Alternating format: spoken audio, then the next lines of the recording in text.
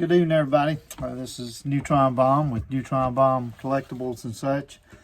Here with video 2 to talk about Hummels, the Hummel figurines, M.I. Hummel, made by GOEBEL out of Germany, and trying to impart the knowledge that I have learned with these figures. As a collector, really, is what I'm doing. I'm collecting these items, not for reselling right now, but for reselling in the future. What I have learned is that they will peak at their birthday, and the birthday of the Hummel manufacturing would be in 1939. It's when they were created. So 2039 will be their 100th anniversary. And antique items peak every 50 and 100 years. So my planning and my thoughts are this: to go back and try to collect something, gather something for my daughter is basically what I'm doing. She's 22 years old now. And by then, of course, I'm 57 now. It's very unlikely I'll be able to do anything with a Hummel, sell it, collect it, or do whatever. I may not even be here, much less be able to do anything with them. But I'm collecting and pushing forward, paying it forward, I guess, for her, and trying to teach her what I know about Hummels. So going back to the history is what I'd like to talk about first tonight. Everybody loves history, right? No, we don't. But the history of the Hummel figurine is a very interesting story, and that really is what has fascinated me and pushing me forward and looking at these figures. And doing the history and the research in a short summary, and for time's sake, Franz Goebel was one of the grandsons of the founders of the GOEBEL manufacturing factory in ceramics, and generally speaking, that's what they would work on, the fine ceramics of Germany at that time. In Rodenthal, Germany is where the factory is located. And he had traveled abroad, and he had gotten many ideas. That was what he was trying to do. He was the creation department for GOEBEL. And as a young man, he came back from America and had all these ideas. And as he was going through his town around Rodenthal, he discovered and saw these figures that got his attention, and they were drafts and drawings of a Sister Maria Innocentia Hummel, M.I. Hummel. That's important to remember that. But he was just enthralled with the way the presentation of the children, or the childlike figures, were being made by this nun at this local convent. And he eventually goes into a contract with Sister Maria, and she said that what she would like to do as a condition of this contract, in using her drawings, taking them from 2D to 3D in these sculptures, would be, number one, she would have oversight and quality input. She would be the quality department, in effect, and that her signature would be on every Hummel that would be created. And the way that's presented, as you will be able to see in this particular figure that we will talk about, I think you'll be able to see that, maybe not. But on every Hummel, right here, on the base, on the top of it, maybe even on the back of the figure, somewhere on that figure will be M.I. Hummel, Sister Maria Innocentia Hummel.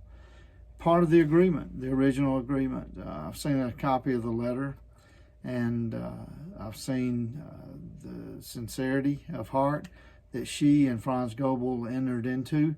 And until this day, every Hummel figurine will have her signature on it per their agreement. So that's the historical piece and the background that I'd like to share with y'all tonight.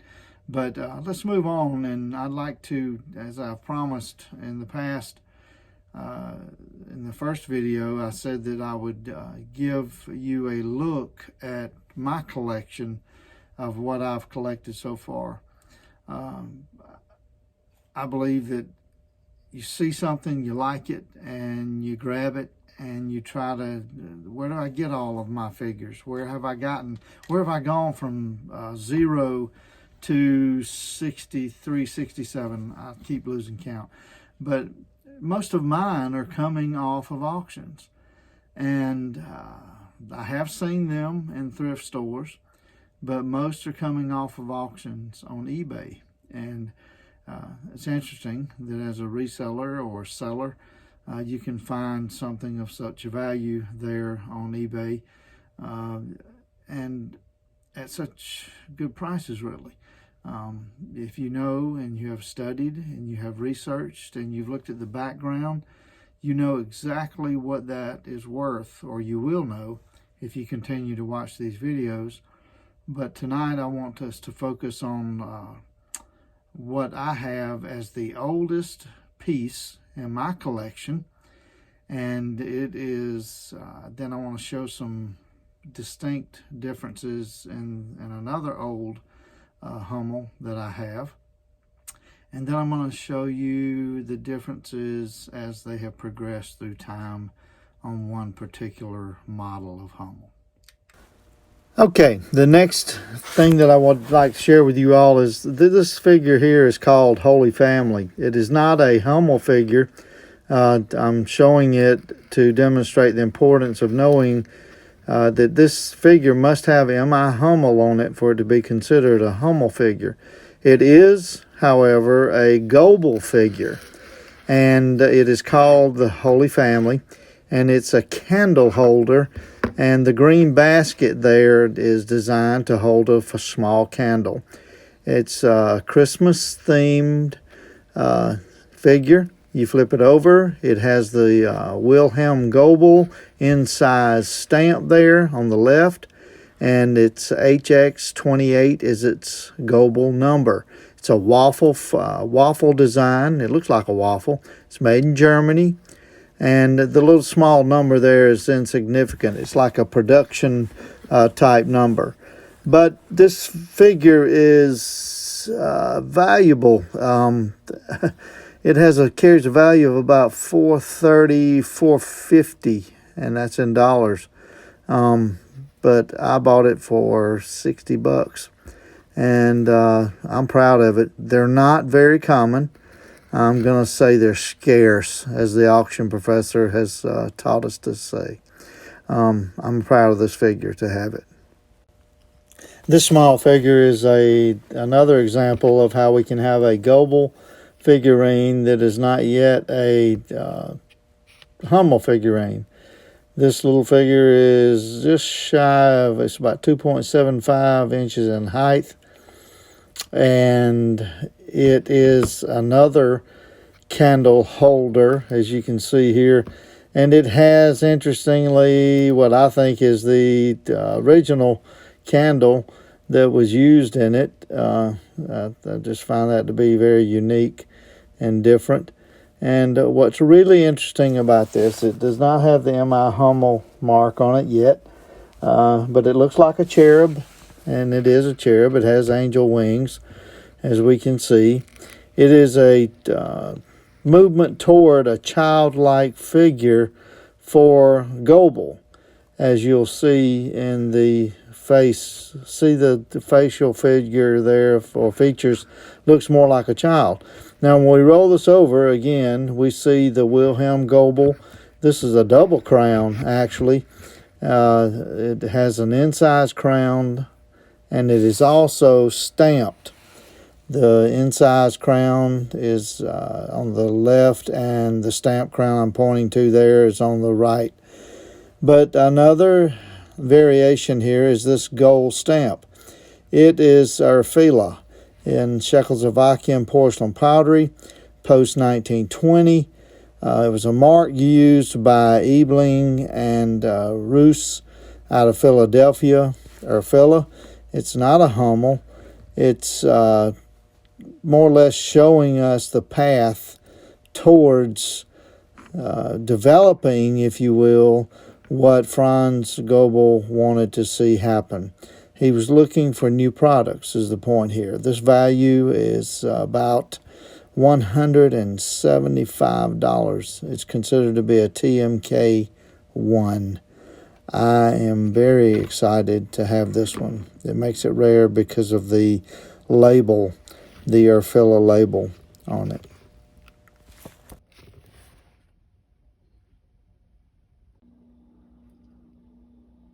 I really hope this video is not run too long tonight.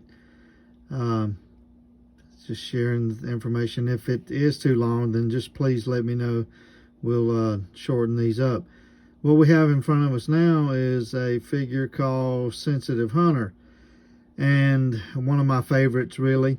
The one on the left, the shorter of the two, as you can see, there's a slight height difference. It is with the stylized B, you can see there, marked West Germany. It is still figure 6/0. That's the hum number. And then on this one, on the right, you can determine that it has the incised crown, and it just makes me excited to look at that. And it has also that waffle pattern, which is different. Also 6/0 is the home number. Now, stylized V, incised crown. The difference in these, this one was made in 1960 to 72, right? And this one was made, because of the incised crown, I can confirm that it is a TMK1, and it was made in somewhere between 1939 and 1945. 60 to 72, 39 to 45. Notice the slight differences. You've got a hairstyle difference here, slight color in the palette difference, and then the size from the side is also apparent when you look at the two little rabbits. The size and the mold can be accounted to shrinkage through time of the mold.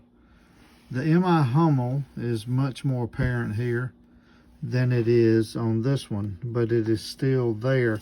I know this is a Hummel figurine because I can see, it's hard to show on the camera here, but M.I. Hummel is also there on that one. So value-wise, what we're looking at over here, because it is a TMK3 or 4, it could be either. I'll take the lesser value, 175. This one, however, this one comes because of the incised crown. It is one of the older figures. It has the waffle base up under it, as we saw. And we're at about $450 for this figure. So significant differences in what seems to be the same thing. Hope you find this helpful. Thank you.